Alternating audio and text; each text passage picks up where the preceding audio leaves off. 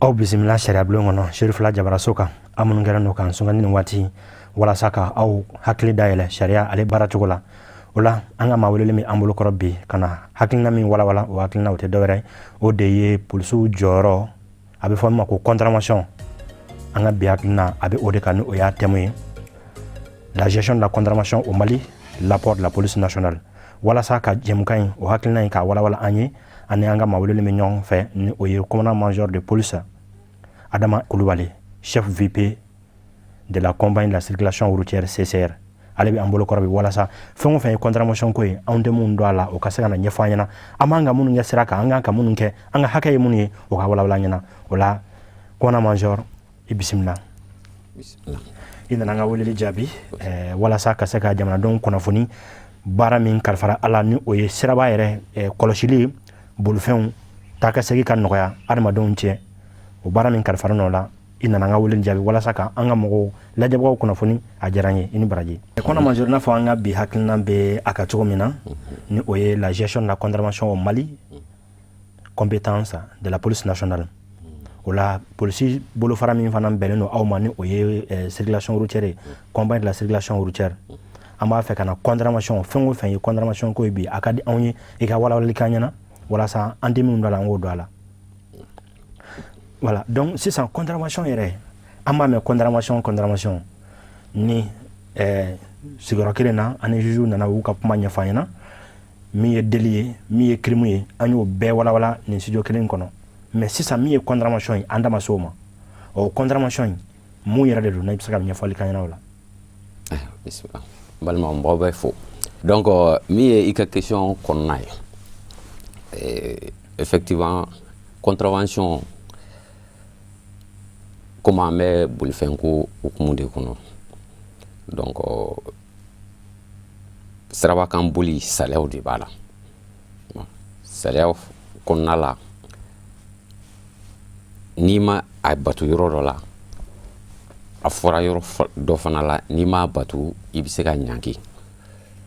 donc ɲangini minnu bɛ circulation routière cadre kɔnɔ min ye bolifɛnko hukumu ye donc o ɲangiliw de bi wele ko contravention bon a contravention fana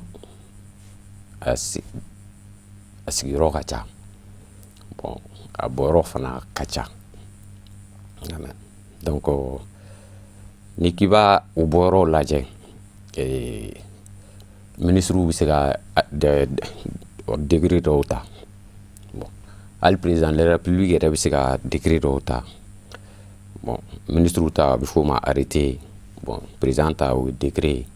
bon ani maires fana u ka sigiyɔrɔw la u bɛ se ka arrêté municipaux dɔw ta toujours pour que ka mɔgɔw ni lakɛnɛ sankɔrɔta bolifɛnko ta sira fɛ pour que ka se ka adamaden ni karan nakɛya donc i b'a sɔrɔ kuma dɔw la maires ta yɛrɛ u ka girin ka tɛmɛ sariya ye min fɔ kan yɛrɛ et sariya fana b'u yamaruya o la bon donc o ka bɔ yen bolifɛnko sira la fana n'i ye o ɲangili kɔnɔna lajɛ i b'a sɔrɔ a yɔrɔnin dɔ o bɛ tɛnɛgu ka taa jugew ka fanfɛla la ni an b'a fɔ ma délictuel donc o la polisikɛ yɛrɛ ti se ka polisikɛ bolo bilalen t'o sira la ale kɔni b'a a ko ta ka di juge ma n'a jugera ni ɲanni min kan ka da a tigi kan juge b'o fɔ o bɛ da kan donc a contravention kɔnɔna la i bɛ nin nasugu fila de sɔrɔ yen fɔlɔ i bɛ se ka ɲangi alamani la i b'o sara ou bien n'i ye suguya wɛrɛ kɛ min ka bon wari sara ma polisiw b'i minɛ u b'i bila juge ka bolo kan n'o ye juge n'i kan ka min sara ou bien n'i kan ka tile da min kɛ kaso la juge b'o fɔ donc o fila i b'o sɔrɔ an ka contravention kɔnɔna la bolifɛnko ta sira fɛ. ok commandant major de police sisan arrêté min bɛ yen nɔ ni an b'o wele ko arrêté interministériel 2492 du 11-12 mois 2002 fixant les taux des amendes forfaitaires en matière de circulation routière. Ni ministère so nani jɛna ka ta ɲɔgɔn fɛ fɔlɔ o ye le ministère de l'équipement des transports ka tila ka fara le ministère de la justice garde des sceaux, le ministère de la sécurité intérieure et de la protection civile ka tila ka fara le ministère de l'économie et des finances. O ministère so nani jɛna ka o arrêté interministériel ta ni o mise en œuvre walasa ka sigi sen ka a exécuter ni o kalifalen don aw la bi minnu fɔlen don a kɔnɔ ni o ye a classification ye i bɛ se ka a ɲɛfɔ an ɲɛna walima bɛ se k'an bilasira o kɔnɔ walasa an ka faamuya don an tɛ min don a la an ka se k'o faamuya la kosɛbɛ. D'accord. Bon, mais arrêté interministériel effectivement ɲangili ta sira dɔ de don bolifɛnko t'a la hukumu kɔnɔna la mais ale fana ti a ɲangili sira dan ye i b'a sɔrɔ ale bɛ yen u b'a fɔ ale ma barème des infractions. Bon, arrêté municipaux comme y'a fɔ a daminɛ la cogo min na décret fana bɛ yen i b'a sɔrɔ décret dɔw fana bɛ yen ou bien arrêté municipaux maire bɛ minnu ta olu dɔw fana bɛ yen donc n bɛ se ka exemple kelen-kelen di a bɛɛ la quoi. Bon, barème des infractions kɔnɔ sisan i bɛ se ka défaut de plaque sɔrɔ o kɔnɔ. Bon, n'i ye décret ta sisan décret kura bɔlen dɔ comme l'usage du téléphone portable tenu le 413 donc o ye décret mais i b'a sɔrɔ u baju o bɛɛ bɛ code de la route kɔnɔ. Bon, ou bien min ye arrêté municipal ye o ye par exemple maire du district kɛlen bɛ ka décision min ta sisan gros mobili kumabaw ka boli la dugu kɔnɔna la. Bon, o fana y'o dɔ ye i b'a sɔrɔ olu fana sɔngɔ ka ca ka tɛmɛ i bɛ min sɔrɔ barème des infractions kɔnɔ. Donc n'i ye barème des infractions in fana ta arrêté 2492 i b'a sɔrɔ contravention minnu b'a kɔnɔ u sigiyɔrɔma saba de i bɛ sigiyɔrɔma saba sɔrɔ a kɔnɔ. Bon, a sigiyɔrɔma fɔlɔ o ye ɲangili ye o ye warisara ye ka taa 60 ka se 100. Bon, a sigiyɔrɔ filanan deuxième catégorie o ye ka taa 500 min ye mobili fitininw ta ye ka taa 600 min mobili kumabaw ta. Bon, n'i ye kulu sabanan ta i b'a sɔrɔ mobili fitininw ta o ɲangili o bɛ bɛn 1200 sarali ye mobili kumabaw 1300 o de barème des infractions kɔnɔ.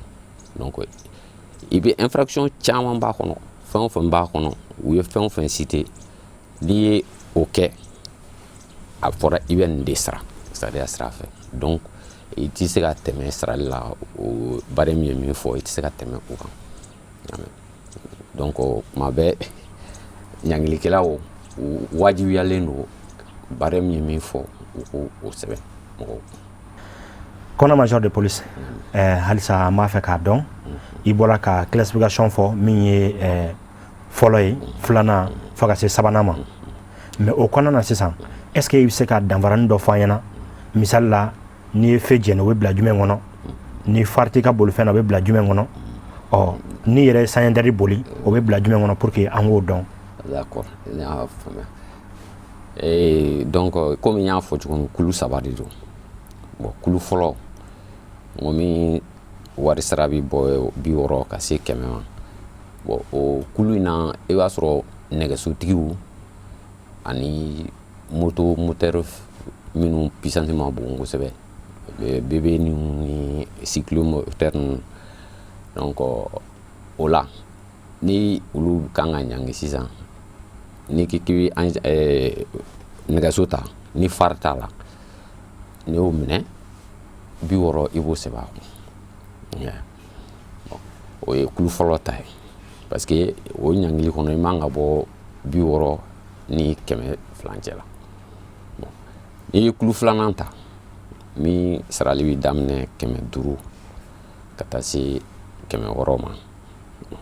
i b'a sɔrɔ n'i ye fɛn jeni sisan o ye 400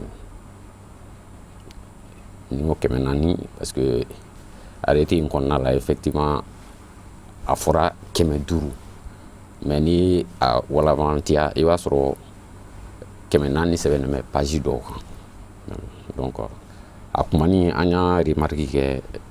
transport mɔgɔw la mais u ko an ka min sɛbɛnnen bɛ papier kan an ka taa n'o sira ye donc comme 400 de b'a page kan 400 de bɛ sara o la i ye fɛ jɛnɛ 400 o ye deuxième groupe i ye sans interdit jɛnɛ 400 deuxième groupe mobili fitininw ta la quoi donc ni mobili ba min nana sans interdit fɛ sisan o ta ye 600 ye o ye deuxième groupe ta ye troisième san'an ka don troisième groupe la o deuxième groupe in kɔnɔna na sisan mobili fitinin ni mobili ba danfara jumɛn b'u ni ɲɔgɔn cɛ est ce que V8 bilama komi ale fana ale bɛ se ka jate mobili ba fɛ ou bien ale bɛ jate mobili fitinin fɛ ça sera V8 mobili fitinin 10 tonnes na olu bɛ jate mobili baw bɛ jate minɛ 10 tonnes na ka yɛlɛ bɛn b'a la ni ko i bɛ bɛn fana ta jate ma y'a dɔn ale gabari fana mobili den tɛ ɲaamɛ i b'a sɔrɔ o tonnage ma dɔn a ka ca 10 tonnes donc o ye deuxième groupe ta ye troisième groupe min bɛ bɔ 1200 la mobili cininw ta ka taa se 1300 mobili baw ta par exemple n bɛ se ka surcharge ta sisan ni ye surcharge kɛ Sotrama ka surcharge kɛ a bɛ 1200 de sara mais surcharge bɛ jigin ka bɔ a kɔnɔ o y'a sariya ye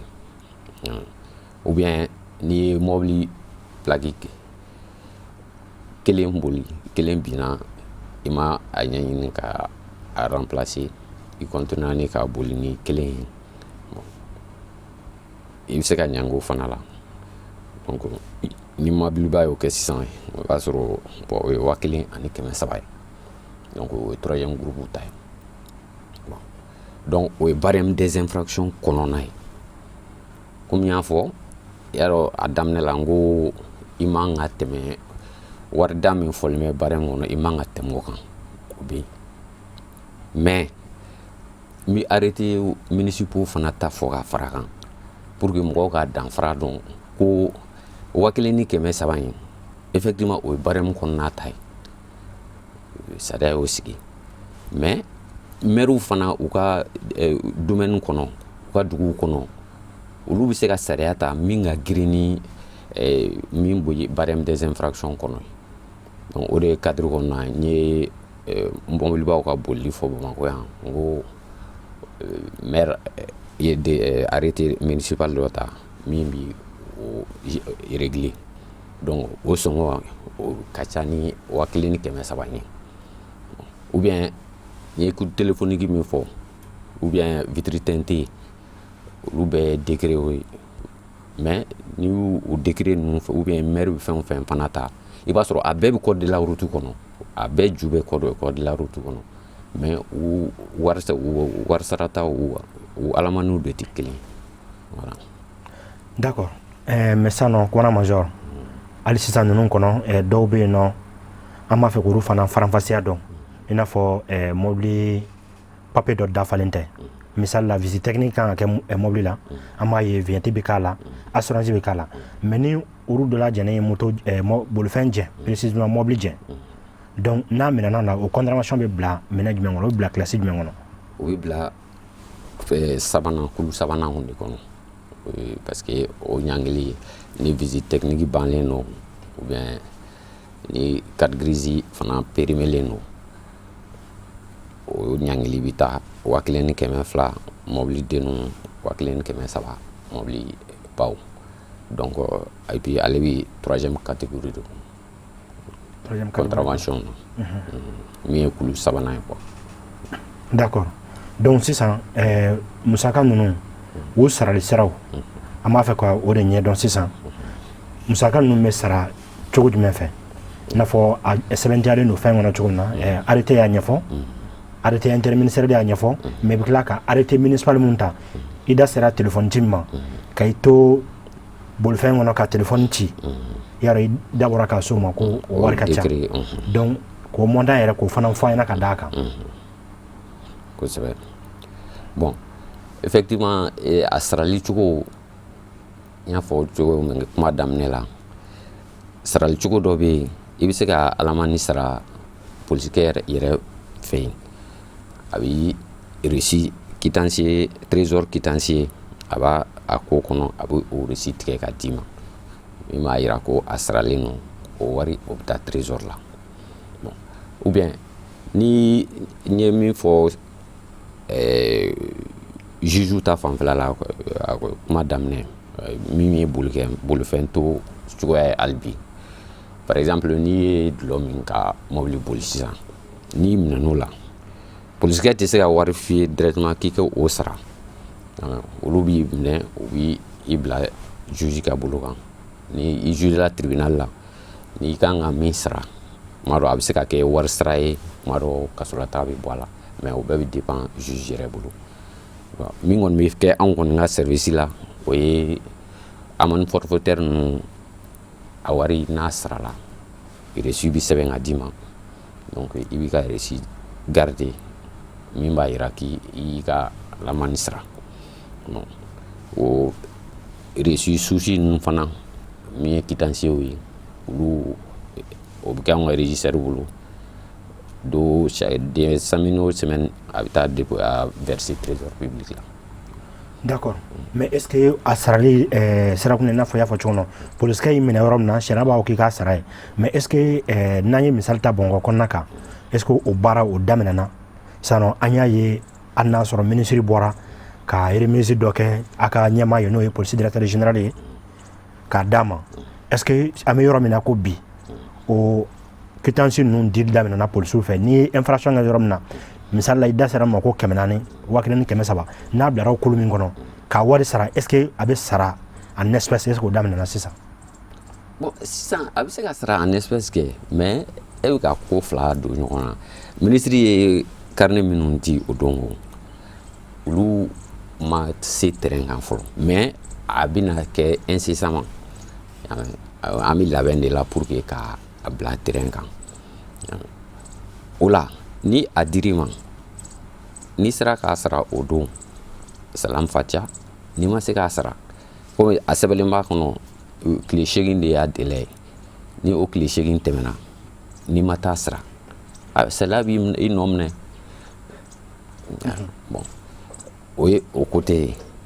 mais k'a wari sara polisikɛ bolo donc o fana yamaruyalen don quoi. Voilà. D'accord, mais n'i ye wari sara polisikɛ bolo, est ce que o yɔrɔ nin na quittance bɛ polisikɛ bolo walasa ou bien n t'a dɔn reçu don ou bien quittance de don a kan ka sɛbɛn min kɔnɔ k'a d'i ma? Toujours ministre ka décision in kɔnɔna la carnet dira, mais u ye quittance dɔw fana d'an ma, donc o quittance ninnu o bɛna yɛrɛ kɛ dugu fan 14 bɛɛ pour que au moins sarayɔrɔ ko kana mɔgɔ kamana gan. N'i minɛna rond point dɔ la n'i ka surun a sarayɔrɔ min na i bɛ taa yen a bɛ sɛbɛn quittance kɔnɔ ka d'i ma, i bɛ t'i ka pièce minɛ ka continuer. Donc o y'a avantage ye. Donc voilà. Donc mais sisan sani o baara ka daminɛ an bɛ yɔrɔ min na sisan ni i minɛna n'i ma se k'a sara en espèce i ka bolifɛn bɛ taa GMS kɔnɔna na, donc o sara cogo. Bon sisan an bɛ sisan ni min na n'i ma se k'a sara normalement i man k'a sara sarada la reçu tɛ min quittance tɛ min bolo, ni i minɛna infraction na i bɛ t'i ka pièce de nɔfɛ routière la, donc n'i taara i kan ka min sara i b'o sara yen o bɛ reçu kɛ ka d'i ma. N'o tɛ pour le moment k'a fɔ ko n'i minɛna sens interdit la dɔrɔn i ka a 400 di polisikɛ ma ka taa, o ma fɔ dɛ. Ma fɔ. Non, i kan ka reçu de ta, donc reçu a tɛ polisikɛ bolo a jɔyɔrɔ in na ye, donc obligatoirement i bɛ taa cour kɔnɔ i b'a sara na ni reçu ye i ka pièce minɛ. c'est pour que ka o gɛlɛyaw baw bɔ a la ministre y'a ɲɛfɔ cogo min na o sira de don donc c'est pour que ka mɔgɔw lafiya contrairement subvention ninnu sarali la a b'a permettre fana mɔgɔ caman bɛ ka ko nasugu dɔw kɛ sisan min bɛ se ka dabila. Kɔnɔ major de police halisa an b'a fɛ ka segin an kɔ sɔn dɔɔni k'a lajɛ mɔgɔ min bɛ mobili boli ka sɔrɔ permis t'i bolo n'o minɛna o bɛ bila classification jumɛn kɔnɔ walima est ce que o bɛ i ye gulɔmi ta min fɔ ka gulɔ min ka bolifɛn boli est ce que a n'o bɛ bila minɛn kelen kɔnɔ walima ale bɛ bila kulu sabanan kɔnɔ. Bon ale tɛ se ka bila kulu sabanan kɔnɔ parce que n y'a fɔ cogo min na n ko sariya minnu bɛ ɲangili nasugu minnu bɛ anw ka yɔrɔ la n ko kulu belebeleba fila fɔlɔ o ye wari sara ye i ka reçu bi d'i ma filanan i minɛna a la i y'a ko nasugu kɛ siraba kan i b'i bila juge de ka bolo kan donc i ye permis ko in fɔ cogo min na o i b'o bila n ka groupe belebeleba fɔlɔ in de la min polisikɛ ti décision ta min na ale b'a bila dɔrɔn juge ka bolo kan juge de bi fɛngɛw ta décision ta o la n'a kan ka ɲangi juge b'a ɲangi n'a kan ka taa kaso la juge b'a fɔ i bɛ taa kaso la nin tile da in na voilà. D'accord, mais o kɔnɔ na fana i da sera dɔ ma ko vitre teintée o vitre teintée yala o ni téléphone ci o jumɛn fana ka bon ni jumɛn warisara ni warisara b'a la. Bon a bɛɛ montant ye kelen ye mais a b'a ta 600 ka se 300 de la donc vitre teintée mɔgɔ caman b'a kuma fɔ sisan mais u ye yɛlɛmɛ don ale papier fana la parce que jateminɛw kɛra bon mɔgɔ nasugu dɔw an ka ɲɛmɔgɔ nasugu dɔw bɛ yen ka da yɛrɛ lakanani sira kan bon olu yamaruya ka u ka mɔbiliw vitre teintée donc o caman bɛ se ka kɛ circulation na bon a bɛ tɛmɛ o dɔw bɛ tɛmɛ sisan min yamaruya t'i bolo i tɔgɔ ma fɔ a fɛngɛ kɔnɔ a décret kɔnɔ ni e fɛra k'i jɔ e ko ko nin taara min bɛ papier kɔnɔ i b'a ɲini k'o de dɔn comme ça i b'i lafiya i ka fɛngɛ ko la. D'accord, mais est ce que o kulu fana kɔnɔna na o ye maaw ye minnu yɛrɛ bɛ don sécurité fana minɛn kɔnɔ ni a y'a sɔrɔ jamana cakɛdaw don minnu ni gundo fana ka kan mais est ce que o cogo kelen na i n'a fɔ an bɛ tilen k'a ye cogo min na fɛn o fɛn ye fini donbaga ye jamana kɔnɔ an b'a ye fana tuma caman na papier minnu fɔra o papiyew caman tɛ kɛ u ka bolifɛn na ka tila tuguni vitre fana ye finma ye pour que a ka faamu caman bɛ yen nɔ n'i ko ko vitre teintée an lajɛbaga caman bɛ yen nin waati in olu t'a dɔn vitre teintée ye min mais k'a fin fɔ a kɔnɔna mɔgɔ min b'a kɔnɔ i t'a o dɔn ne bolo ne y'o kɛ vitre teintée walima ni kɔrɔ wɛrɛ b'a la. Vitre teintée vitre fumée une fois que a kɔni bɛ mobili bolibaa ka cogoya changer a kɔnɔna la a bɛ jate vitre teintée fɛ dɔw b'a fɔ vitre teintée léger dɔw b'a fɔ fiman kirikiri bon a bɛɛ kelen sariya ka dɔrɔn parce que sariya ma précision ni k'a fɔ n'i y'a fin kirikiri de a bɛ jate vitre teintée ye ou bien n'i y'a a fɛgɛya dɔɔni a tɛ se ka don a kɔnɔ sariya ma précision di a ko k'i kana a nɔrɔ a la de donc n'i ma nɔrɔ a la a ka ca ala fɛ i ni mɔgɔ tɛ se ɲɔgɔn ma. D'accord, donc nin ye sariya ka baara a yɛrɛ balilen don sariya fɛ mais est ce que o cogo kelen na i n'a fɔ an bɛ to k'a fɔ an da la su ni tile cogo na ko nul n'est au-dessus de la loi e ye mɔgɔ minnu fɔ sisan nɔ ko minnu yamaruyalen don k'a kɛ misali la i b'a sɔrɔ ministre b'o la jamana yɛrɛ cakɛda dɔw bɛ yen nɔ olu tigilamɔgɔw sariya ye minnu fɔ i n'a fɔ i y'a fɔ cogo min na mais est ce que jamana finitigiw fana bɛɛ lajɛlen fana bilalen don o kulu kɔnɔ n'i kɛlen don tenue donbaga ye i ka se k'i ka vitre kɛ teintée ye. Non sariya m'o fɔ sariya ma o précision ni minnu kan autorisé len bɛ k'a kɛ o b'a arrêté kɔnɔ a fɔ a bɛ décret kɔnɔ min ye vitre changer vitre teintée ta in yɛlɛmɛ u bɛɛ kelen kelen tɔgɔ sɛbɛnlen b'a kɔnɔ donc n'a bɔra olu la bon mɔgɔ yamaruyalen tɛ k'a kɛ ko parce que i ye porteur ye. D'accord, mais ni finitigi ni o ye wolomasiri donbagaw ye ni olu fana y'a dɔn yala sariya kelen min bɛ boli tɔw kan a bɛ boli o fana kan u kan ka fiyɛ k'u lajɔ fana ka n'u ni fɛn mun ka kan contravention sarali min ka kan u k'o kɛ. Kosɛbɛ kɛ e yɛrɛ ka kuma nul n'est au-dessus de la loi. N'u y'a kɛ u man k'a kɛ u kan ka minɛ, ça c'est normal. Voilà. D'accord, bon téléphone ta sisan téléphone cili an y'a kuma fɔ ka munumunu mais ale yɛrɛ musaka bɛ joli la sisan nɔ a bɛ bila kulu jumɛn kɔnɔ ka téléphone ci k'i to bolifɛn kɔnɔna na walima bolifɛn kan. Téléphone ta o ye décret de ye 413 o tɛ se ka bila barème des infractions kɔnɔna la. Barème des infractions o ye arrêté municipaux arrêté ministériel de ye olu bɛɛ de faralen ɲɔgɔn kan o de ye barème des infractions ta ye mais décret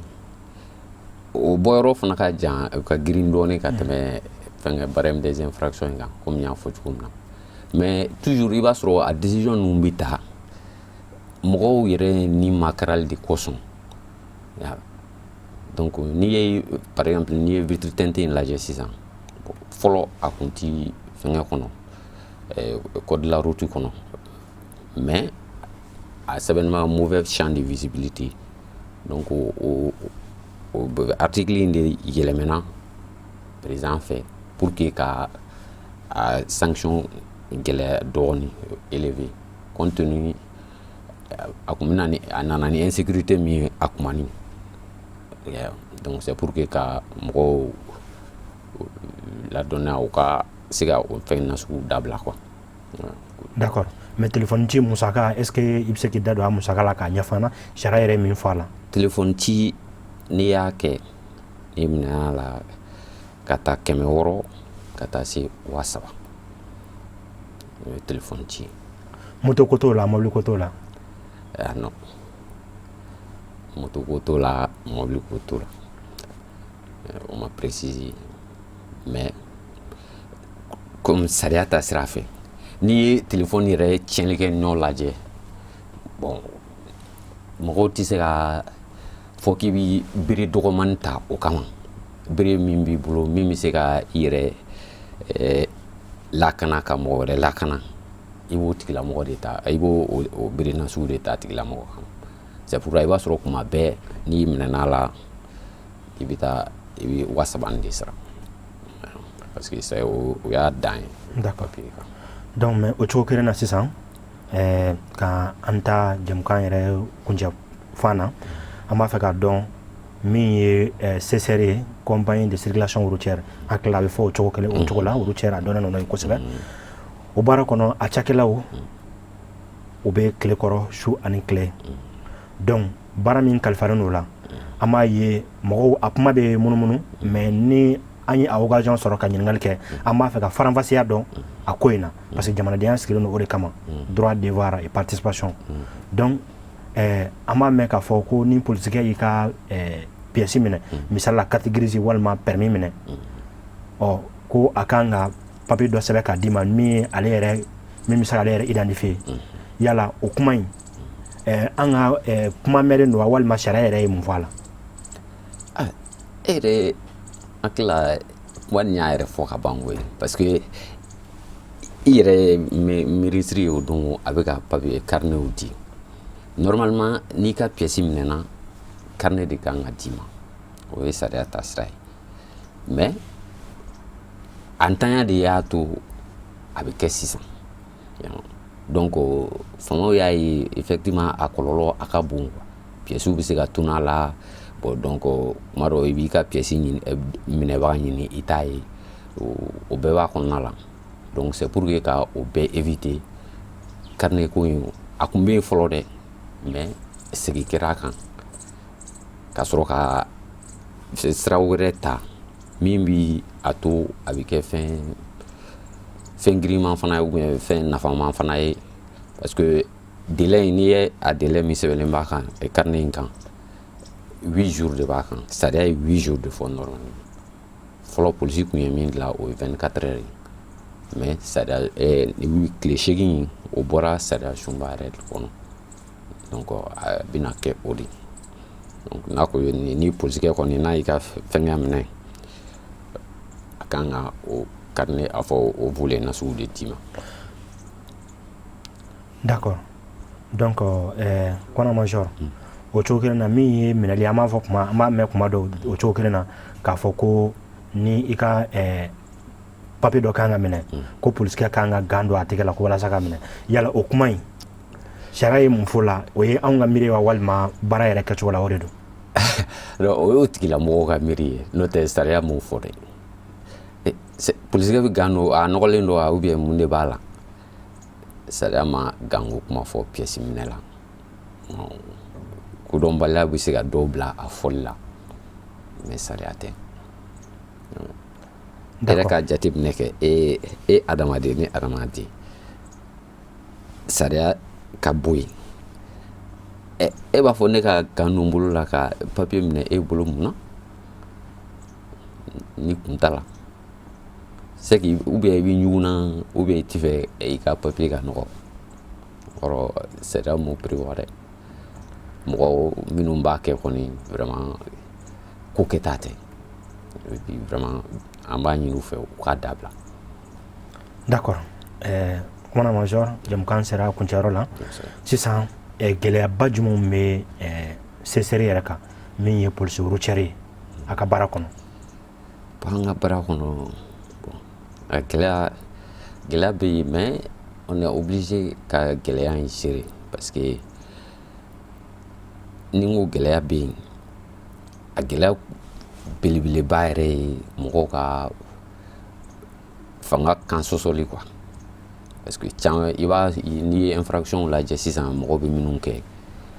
i b'a sɔrɔ n'i ye mɔgɔ 3 minɛ i b'a sɔrɔ 2 b'a dɔn a karisa e t'a dɔn ko nin kan ka kɛ yan nin man ka kɛ yan a b'a fɔ n b'a dɔn mais n peresilen don ou bien nin bɛ tan nin bɛ tan bon yɔrɔ o bɛ yɔrɔ min na o fɛngɛ ka gɛlɛn dɔɔnin donc o gɛlɛya bɛ yen bon dɔw bɛ yen minnu tɛ code la olu tɛ dɔn yɛrɛ fewu donc olu kɔni u tɔ ye bolifɛn boli la dɔrɔn o fana b'u ta k'u fila la donc o fana y'a gɛlɛya dɔ ye bon maintenant a gɛlɛya sabanan o ye mɔgɔw ka faamubaliya c'est-à-dire ne y'a fɔ cogo min ni carnet ko in sera ka taa ɲɛ a bɛna lafiyaba d'anw ma parce que mankan caman bɛ kɛ anw ka yɔrɔ sisan i b'a sɔrɔ a ju bɛ taa bɔ n tɛ n ka pièce di n t'a di a delila ka tunun bon yɔrɔ ni o sera ka gérer o bɛ se ka belebeleba bɔ an ka gɛlɛyaw la. D'accord. Donc ka kuma kuncɛ an panna yɔrɔnin min kunna ni o ye an b'a ye yɔrɔ la bolifɛn dɔ dilen don a ka mɔgɔw ma minnu ye moto ye kuma dɔw u bɛ mɔgɔw gɛn ka taa u jɔ mɔgɔw ɲɛfɛ dɔw yɛrɛ bɛ yen nɔ moto min b'u bolo n'u y'u ka jakarta ye u fana b'a mɔgɔw gɛn u taa jɔ mɔgɔw ɲɛfɛ yala est ce que o la sariya y'o yamaruya walima u kan ka bila minɛ jumɛn kɔnɔ. Non sariya ma fɛn fɔ o yɔrɔ kan ten avec précision mais n'i ye polisikɛ ye mɔgɔ gɛn na c'est que ko dɔ de kɛra bon i y'a fɔ cogo min na an ka motow bɛ siradaw la olu formelen don a kama olu a kan ka kɛ cogo min olu b'a technique bɛɛ dɔn kalan fɔlɔ sɔnni ka taa siraba kan donc mais min ye jakartaw ta ye bon commandement y'a fɔ u kana mɔgɔ gɛn ni min y'a banna ka jɔ a ye numéro ta a ye mobili numéro ta a bɛ rechercher effectivement parce que mɔgɔ gɛn kɔlɔlɔ ka ca dɔɔnin a bɛ se ka kɛ i yɛrɛ bɛ se ka accident kɛ i bɛ se ka dɔ tan e bɛ min kɔ o fana bɛ se ka dɔ tan y'a ye donc kuma dɔ a bɛ kɛ kasara nasugu min ye min tɛ dan so da la Donc c'est pour éviter tout ça. Après an ka élément yi u ka mobile moto personnel u kana mɔgɔ kɛnɛ no de service yɛrɛ talen bɛ service la ye min b'a interdit a la k'u kana kɛ voilà. Donc u kana kɛ ka taa u jɔ ɲɛfɛ, u kana gɛn ka taa u jɔ i ɲɛfɛ walima u yɛrɛ kana i yɛrɛ gɛn yɛrɛ. Non u ka c'est-à-dire Jakarta ninnu olu ma yamaruya gɛnni na. Donc n'i taara Jakarta kɔni bila mobile ɲɛfɛ i kɔni tɛ se k'o jago sa.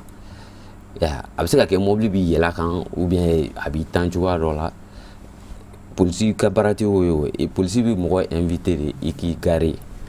hali ni a kura la i b'a ye motobatigi ninnu hali n'u kuru la le plus souvent u b'u dépasser u b'a fɔ karisa i jɔ ɲɛfɛ ou bien u bɛ yɔrɔ dɔ yir'i la i jɔ yan mais ka t'i jɔ mobile kɔni ɲɛfɛ non. D'accord. Kɔnɔ Major, i nana an ka weleli jaabi a diyara n ye. Ladilikan jumɛn b'e bolo sisan nɔ ka ɲɛsin usagers ma i n'a fɔ an yɛrɛ bɛ usager cogo min na walasa sariya ka se ka bato a ɲɛma. Polisiw man ka minnu kɛ an ye da sera o caman ma, anw yɛrɛ fana mun ye usagers ye an man ka minnu kɛ da sera o caman ma. Donc ka kuma kuncɛ e bɛ ladilikan laban jumɛn se an bɛɛ lajɛlen ma? Bisimila. Donc ne ka ladilikan fɔlɔ a bɛ taa bolifɛntigi bɛɛ mɔgɔ mɔgɔ bɛ siraba labato bɛɛ k'a lajɛ ka code de la route ka siraba sariyaw dɔn. Ni bɛɛ y'a dɔn a bɛ kɛ lafiyaba ye an ma. A ladilikan filanan n b'a ɲini bolifɛnbolilaw bɛɛ fɛ u ka ɲɔgɔn mako to. O kɔrɔ ye mun ye? U ka ɲɛ ɲɔgɔn ma parce que ɲɛ ɲɔgɔn ma ka ca kɔrɔ ka ca. Kuma dɔw priorité dɔw bɛ kɛ dɔw bolo. U k'a lajɛ ni a tɛ fɛn tiɲɛ ye min a tɛ min bolo u k'o bila ka taa. Donc o bɛɛ bɛ na ni nɔgɔya ye circulation. D'accord. O la an minnu sɔgɔlen bɛ Serifula Jabaraso la nin kuma ka kɛɲɛ ni nin sangani ye ni an ka bi hakilina ale tun bɛ condamnation ko kan min ye siraba bolili sariya kɛlen don ka dantigɛli minnu k'a la ni minɛna a minnu na i ni musaka saraka kan fo ka taa bila kasoladenw ma. O la an ka maa welelen tun bɛ an bolokɔrɔ la bi ni o ye commandant major de police Adama I Kulubali ale de tun bɛ an bolokɔrɔ walasa ka se ka nin hakilina ni o ye la gestion de condamnation au Mali, compétence de la police nationale. Donc waati wɛrɛ ni Ala sɔnna min ye baarako ye patron ani u ka baarakɛlaw ni ɲɔgɔn cɛ employé inspection du travail ale jɔyɔrɔ min b'o la ni Ala sɔnna an nana don o kɔnɔ don wɛrɛ a k'an mɛn waati wɛrɛ wasalamu.